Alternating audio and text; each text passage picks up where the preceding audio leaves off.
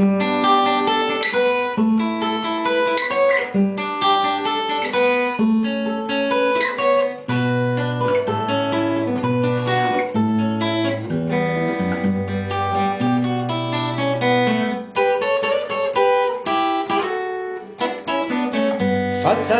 reo lalao tany anaty lobolo, tapa-kazo mombabasy tamin'izany.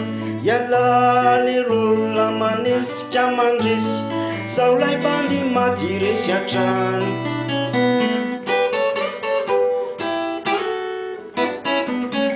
Akandasitra lery fanekena fanahoana ny alamo tena izy. Ireo kanetiny bakoko ny marainy, lasana ny tatitra tsy nisy.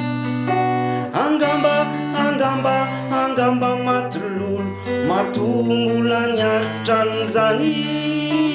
Ialala iazo tsara kolokolo, teto akaiky agozaka mandady. Alavolo sy nyditraro ny ampifangapao, zany le tsy no niarahana natao. Nahoany ala no tsy voakasokasoka, sao ka ny fafelo ny tapopery.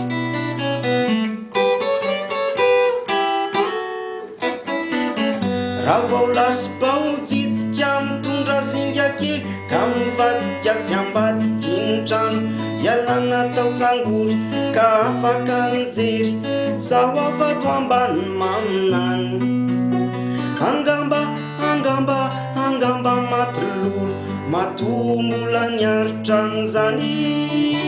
Ialala iazo tsara kolokolo, etsy akaiky abozaka mandady.